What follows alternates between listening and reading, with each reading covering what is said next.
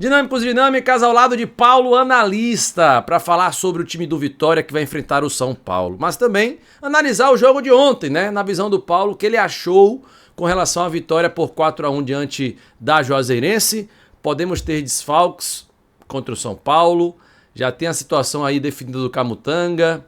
Enfim, time provável para pegar a equipe paulista. Um vídeo que espero que você fique até o final. E fique mesmo, viu? Já vai curtindo aí e também comentando de acordo com o que vamos falar aqui agora no canal do Dinâmico. Paulo Analista, seja bem-vindo, meu irmão. Valeu, Anderson. Um bom dia, boa tarde, boa noite para a nação rubro-negra, aqui ligada no canal do Dinâmico. Vamos falar sobre Vitória Juazeirense, um bom jogo, obrigatório, mas um bom jogo. E também só essa projeção de Vitória e São Paulo, que é o que a gente mais gosta de falar, né, Anderson? Nosso Vitória. Eu tenho aqui o time provável, daqui a pouco eu vou pôr na tela para vocês. Mas antes eu queria mostrar os melhores momentos, Paulo, vai aparecer para você na tela também aí, do jogo do Vitória contra a Juazeirense, né? Logo no início, um gol achado ali, né? Aquele gol... E goleirão! Rapaz, saiu mal pra caramba, a René não tem nada a ver com isso, foi lá e fez o gol. E aí é o primeiro gol do jogo, foi o quê? Uns 3, 4 minutos, né? De jogo. Tudo que o Vitória queria, hein? Nesse jogo, hein, Paulo? Tudo, para tirar a pressão, né? Deu para ver que os jogadores entraram com a vontade danada de dar resposta, né? Verdade. Aí você vê o lindo passe do Aitor e o René não consagra, né, Paulo? Aí coça a cabeça o analista. É a famosa, já dizia Oswaldo para Ramon, né, antes naquele pós-jogo que teve, por cima, negão, me consagra, por cima, é só aquela. E aí o segundo gol do Vitória saiu aos 15 minutos com o Mateuzinho, numa boa jogada do Eric, mais uma boa jogada, né, que ele já tinha feito aquele passe para Aitor dar a bola pro René. E aí foi tipo assim, segundos depois do que o René perdeu o gol. O Mateuzinho vai lá e bota ela na bochecha da rede. A Juazeirense tentou responder logo em seguida, tava 2-0. Aí o Vitória, depois que fez o segundo gol, Paulo, posso estar errado, eu quero até te ouvir de maneira mais aprofundada quando a gente terminar esses melhores momentos. Mas especificamente sobre isso, achei que quando o Vitória fez o segundo gol, o Vitória meio que deu um pouco a bola à Juazeirense. Exatamente. Também tive a mesma sensação. A verdade é que até o Vitória fazer o segundo gol, eu tive a percepção que estava muito lá e cá. Tava um jogo muito direto, a Juazeirense errou muito, ainda talvez não passou essa percepção, porque tentaram chutar muito de fora, erraram muito passe, mas tava muito lá e cá. O Vitória tava chegando, a Juazeirense chegando, mas errando e a gente acertando um pouco mais. Mas aí, de fato, depois do 2-0, acho que o Vitória acabou recuando um pouquinho para sair em transição, né? Foi assim que o segundo gol do Vitória, foi jogada em transição, o Vitória tá em bloco baixo, sai no contra-ataque e faz o gol. Esse juiz é ruinzinho, viu? Que apitou o jogo de ontem. Rapaz, todo perdido, velho. Aí a gente acha, não, tá contra o Vitória, mas ele errou pros dois lados. Mais contra o Vitória, mas errou pros dois lados. Aí o Ramon, rapaz. O Mateuzinho perdeu, o goleiro pegou aí. Esse é de Mateuzinho? Pô, não vou ficar em cima do muro, não, tá? Mas acho que foi um pouco dos dois. Acho que o goleiro pegou e ele perdeu. Um pouco dos dois. Verdade. E o Aitor, rapaz, Aitor foi vaiado ontem, Paulo.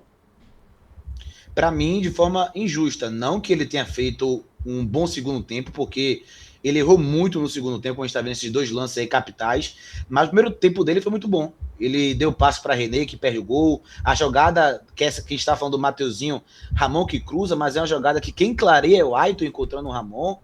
Ele fez outras boas jogadas também, teve ali o cruzamento, a bola parada do primeiro gol e tal. Agora o segundo tempo foi muito abaixo, mas pelo primeiro tempo, antes dá para dar uma segurada. Tipo assim, ele merece crítica, porque ele é muito instável, né, oscila muito, mas pelo primeiro tempo que o cara fez, que poderia sair com 2 assistências no mínimo, mas se tivesse qualidade, dá para ter segurado um pouco. Não foi uma partida horrorosa do início ao fim, né?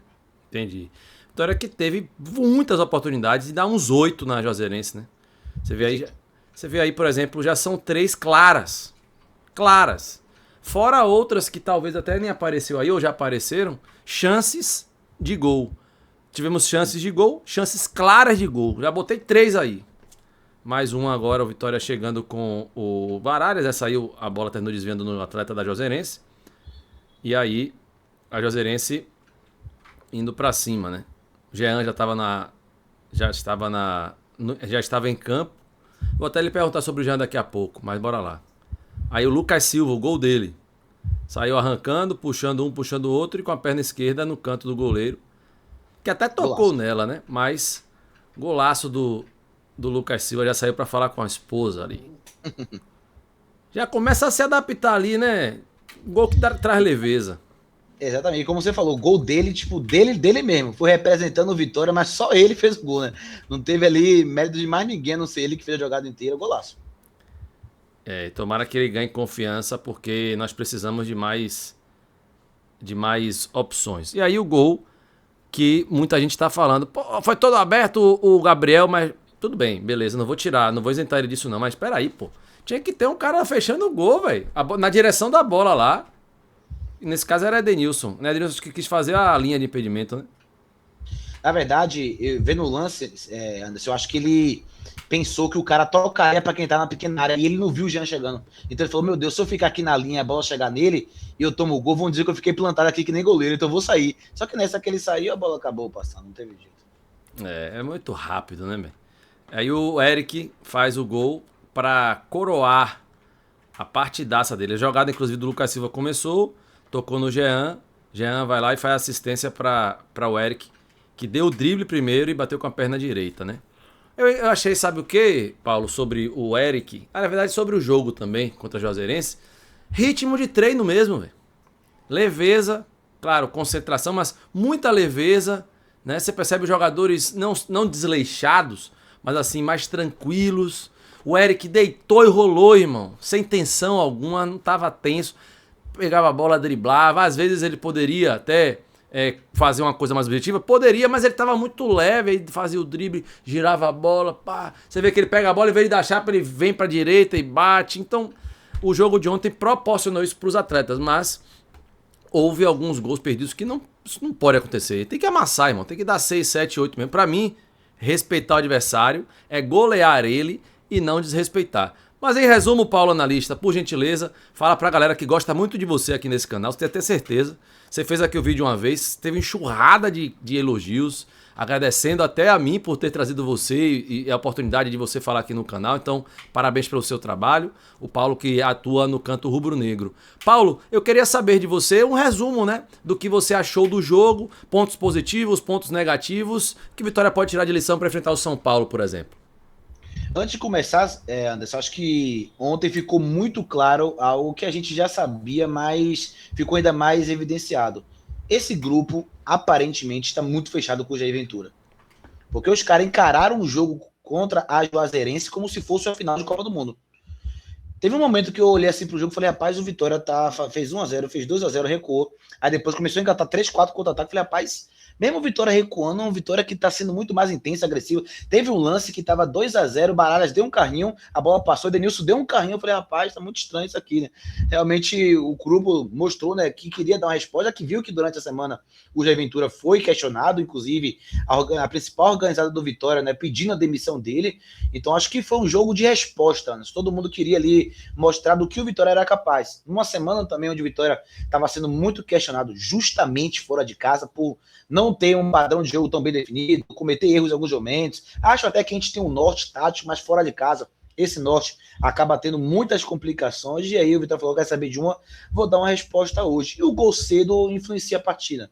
O gol cedo, né, do René acabou trazendo ainda mais uma tranquilidade, um Bardão que não estava lotado, mas quando você faz um gol cedo, você tem mais tranquilidade para colocar seu plano de ação em campo. Achei que o Vitória foi dominante, mesmo se tratando de adversário limitado. O que eu mais gostei ontem, Anderson, é que a gente não chegou de uma única forma.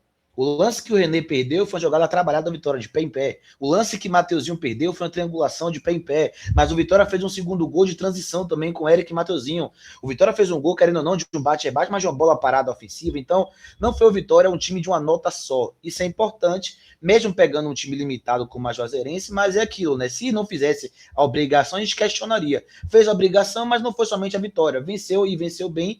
E agora é mostrar que esse time pode desempenhar, claro, não com a mesma facilidade, não com o mesmo volume de jogadas boas que aparecer, porque o São Paulo não vai propiciar esses mesmos espaços que a Juazeirense, que eu também quero trazer aqui, Anderson, para mim, um dos piores times, infelizmente, que a gente teve no Barradão nessa temporada, com toda a humildade do mundo ao adversário, tá? Mas achei um time muito limitado, né, que a gente acabou enfrentando. Não tira o nosso mérito, mas o Vitória foi soberano.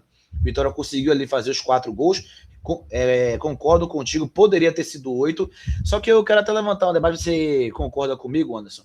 Em alguns jogos, principalmente na Série A, eu vejo que a falta de eficiência é por falta de qualidade naqueles momentos do jogo.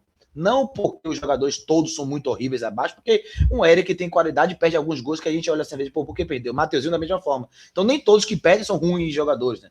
Mas falta parte técnica no jogo. Ontem, no segundo tempo, principalmente, eu achei que ficou um pouco de displicência. Eu achei que foi aqueles erros, não porque tecnicamente eles não sabiam fazer a jogada, mas porque, tá aqui. Confortáveis, né?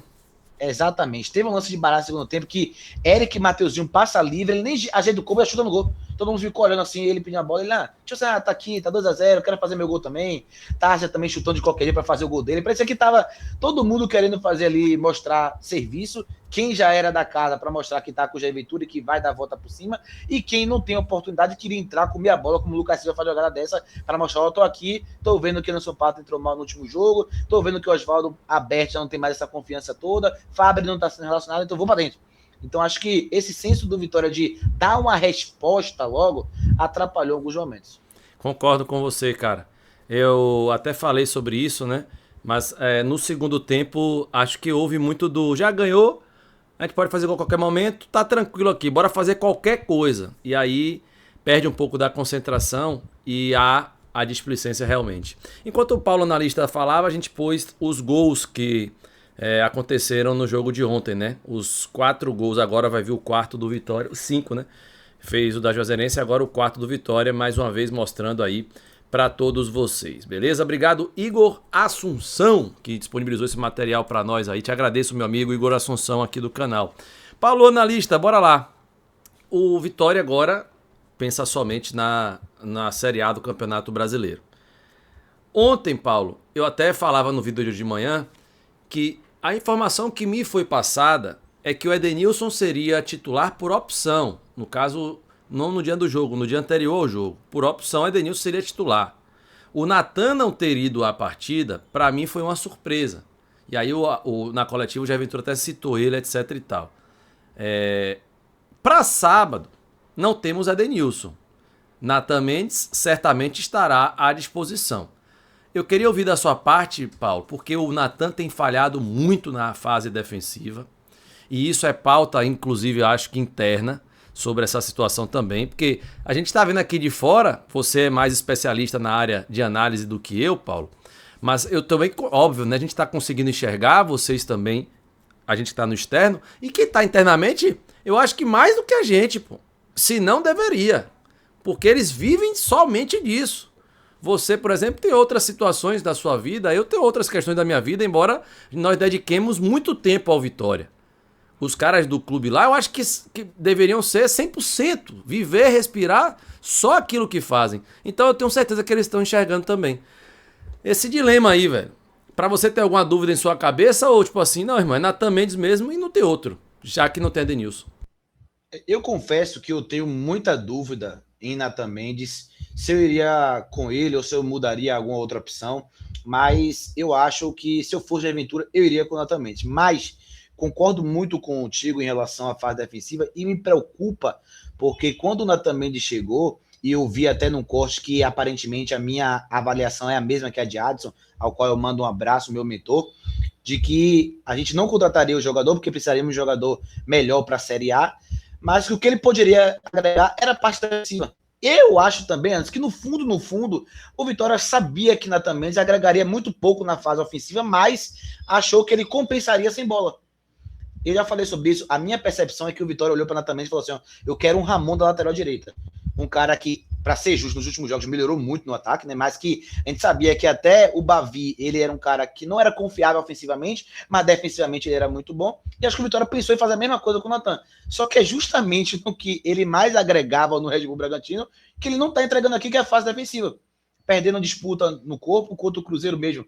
O segundo gol do Cauã, o jovem volante do Cruzeiro. Uma jogada que um volante da base, 18 anos, muito mais fraco que ele, ganha dele no corpo, na velocidade e depois no corpo. Então eu iria com o Natan Mendes, mas eu penso, Anderson, em ir esse jogo. Infelizmente, eu não queria ir com essa postura, mas pensando no Natan Mendes, eu penso em ir com o Kaique, né, como até uma espécie ali de terceiro zagueiro, se precisar, né, ou de um tripé no meio de campo, mas deixar alguém para fazer essa cobertura nele. Aí eu teria que sacar o White e o Taza, porque eu iria com o Mateuzinho e Eric. Por que eu também falo isso, né? Porque o Roger Carvalho, ele chegou no São Paulo tentando manter o que o Crespo vinha fazendo de 3 volantes. Só que não, quem conhece o Roger Carvalho viu que não é o que ele gosta de fazer. E no jogo que ele aplica 4-1 no Cruzeiro, foi o primeiro jogo que ele foi o São Paulo de Roger Machado. Ele colocou 2 beiradas, 2 volantes só, um meia, foi com o Luciano e Caleri por dentro, e 2 beiradas, Arthur e Ferreirinha para dentro, e o São Paulo teve um jogo muito pelo lado. E me preocupa o Ferreirinha vindo de um hat-trick em cima do Nathan Mendes, sem ter cobertura, né? Então, claro, que a gente não entra em campo pensando somente em se defender, mas eu acho que eu cogitaria ter um Kaique ali para fazer essa cobertura, porque é um jogo muito forte pelos lados do São Paulo, e é um cara que, como você falou, né, não é confiável até aqui. Eu tô com você. Tô com você. Hoje de manhã acordei pensando sobre isso justamente. Eu falei, rapaz, vai ter que ter alguém ali, vai ter que botar um terceiro zagueiro ali pra evitar essas descidas ali do Ferreirinha, o lateral. Esqueci agora o nome, me falha o nome agora, rapaz. Lucas Samon e Wendel? É, o lateral esquerdo. Falei, pô, se esses caras vierem de lá pra cá, vai ser uma zona. Marco Antônio também, né? Cidadão. Sim. Então, é como você disse, tudo bem, a gente não pode pensar só em se defender. Mas nós temos que entender que do outro lado tem um time que vive um momento esplêndido, cara. Esplêndido. E vem de um 4-1 no time que nos deu 3-0. Ou seja, tudo bem que cada jogo conta uma história diferente, mas que essa história de sábado, né, ela realmente seja uma história onde nós, Sport Clube Vitória, estejamos preparados principalmente nesse setor, no setor defensivo, beleza? Mas aqui, ó, eu separei, Paulo, um time provável baseado naquilo que temos à disposição, né? E no que, tipo assim, tentando pensar com a cabeça do Jair Ventura. Eu penso que ele gosta muito do Aitor. E ali, se ele permanecer com a plataforma que vem sendo utilizada, seria esse o time. Com Aitor, podendo ser o Tarzia também, com o Kaiser, e eu acho que vai ser o Kaiser, acho que ele não vai mudar. E o restante não tem muito o que ser feito. Porém, quando eu tenho que eu pedi esse time aí eu falei, rapaz, mas peraí, pô. E se a gente tirar Aitor, botar Mateuzinho lá e puxar Kaká pra fazer...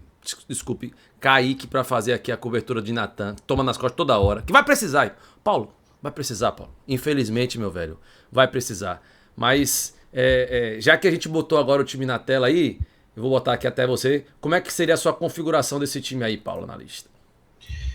Esse time eu até tenho com dúvida dele, tá, Anderson? Porque eu acho que para todo torcedor do Vitória tem uma percepção natural de que para Jair Ventura ele prefere o Aitor do que o Tarzia.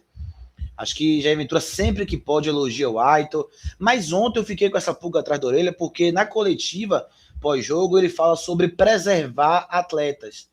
Ele falou que preservou o Anderson Pato, que de repente pode fazer isso com o Aitor. Eu fiquei em dúvida se ele colocaria, porque ele falou o Aitor saiu abatido do jogo, saiu triste porque foi vaiado. Bem observado.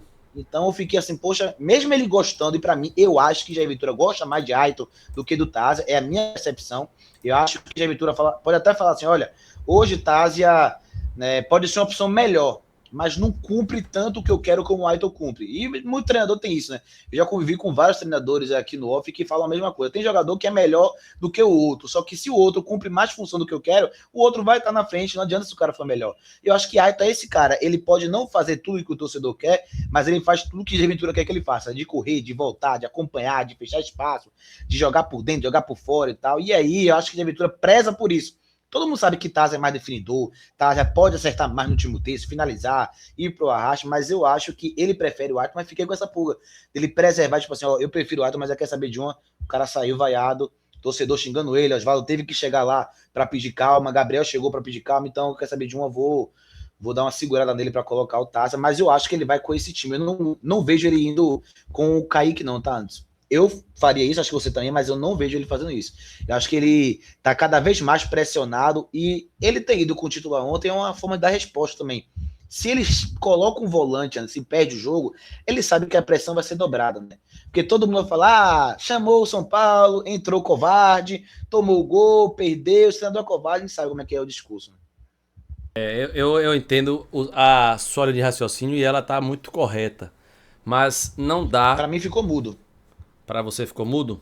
Porque eu tirei aqui. Pra galera não tava não, foi porque eu tirei aqui pra tentar botar o áudio legal.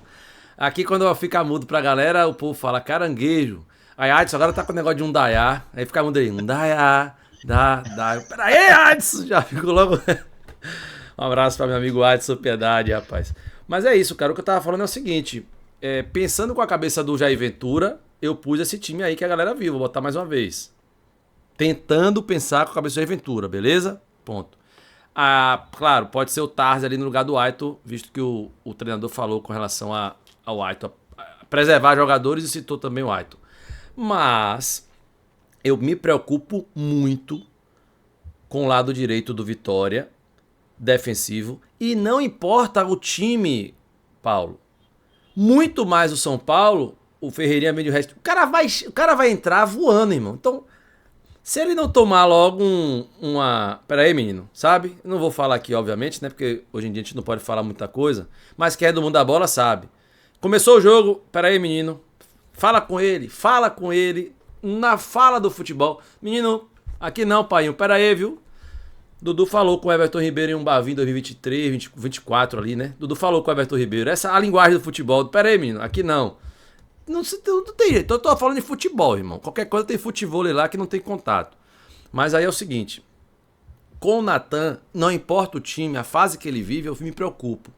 E a preocupação aumenta umas 5 vezes por se tratar de um São Paulo que tem pelo lado esquerdo um cara que acabou de fazer 3 gols em um jogo só. E aí eu estou com você demais, cara, sobre a questão de botar ali um jogador pra segurar a onda por aquele lado. Sabe qual é um debate que a galera tem escrito muito aqui no canal, Paulo? Não mudando o assunto, mas ainda falando sobre o time. O fato de jogarem Baralhas e Martínez juntos. Aqui no canal, muitos inscritos, muitos seguidores estão falando, Anderson, ou um ou outro. Não dá pra jogar os dois, tem que jogar um volante mais pegador e Martínez ou Baralhas, os dois juntos não tá dando e tal. Você tá enxergando algum defeito nesses dois, nessa dupla, Paulo? Eu acho que eles têm alguns problemas quando jogam juntos, principalmente quando jogam juntos com linha de 4 atrás deles, né?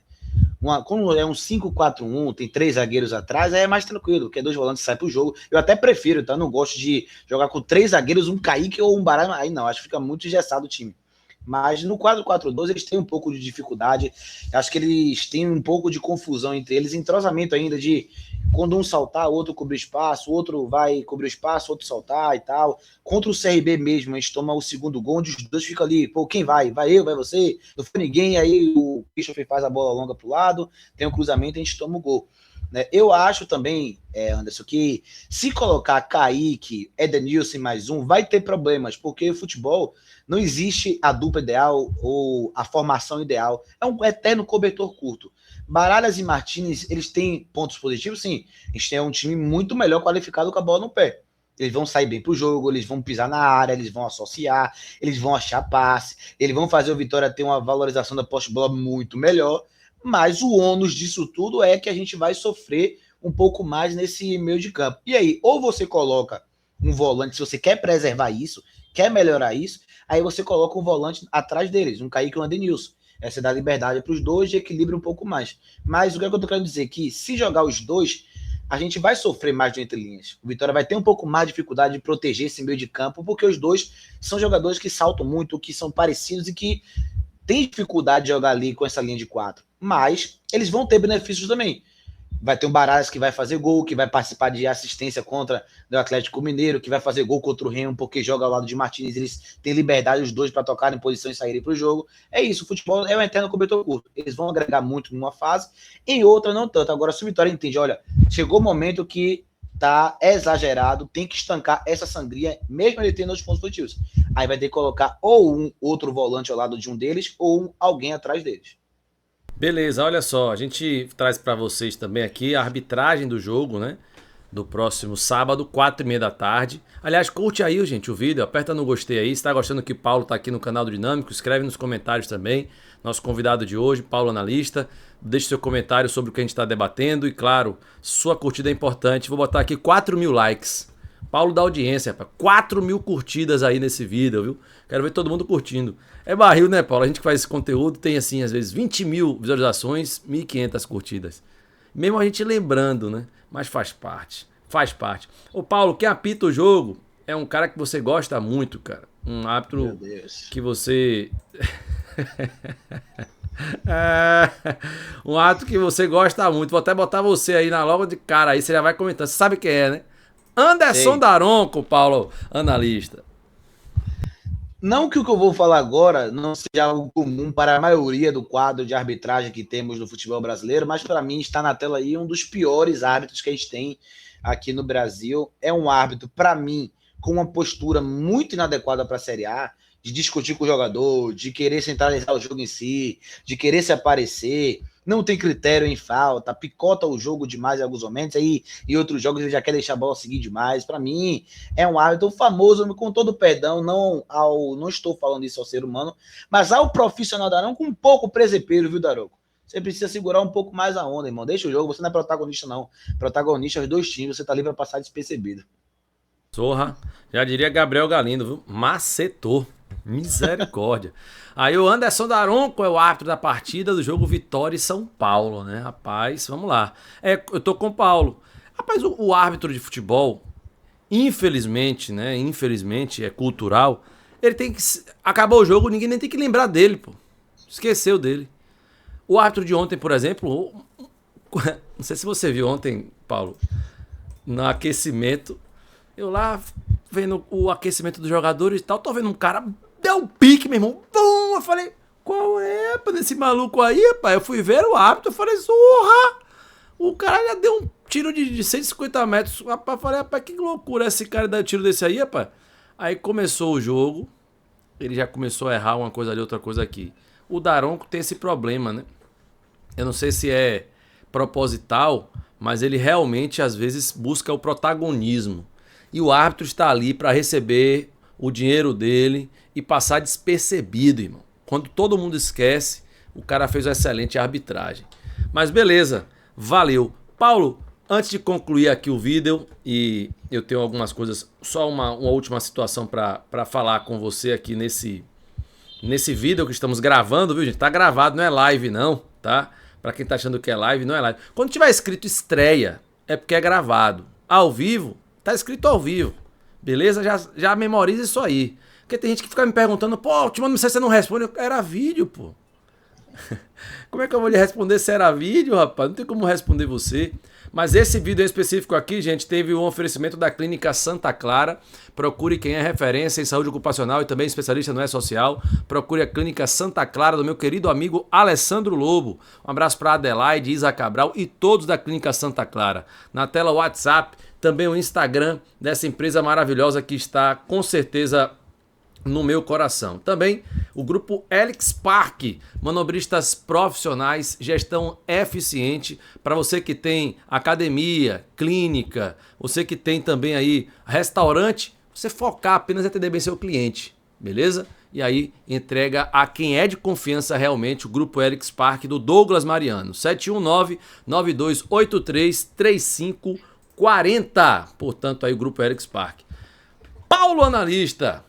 Aí agora, para concluir, meu amigo Paulo, eu gostaria que você deixasse aí para o torcedor rubro-negro que está na dúvida de ir ao jogo contra o São Paulo, o porquê que ele deve ir a este jogo, mesmo passando na Globo, mesmo Vitória numa fase ruim, sendo jogo, porque, de acordo com o Paulo Analista, te peguei de surpresa, mas é assim que eu quero ser, é assim que eu gosto. Porque, na visão de Paulo Analista, o torcedor do Vitória deve ir para o jogo aí no próximo domingo, Paulo?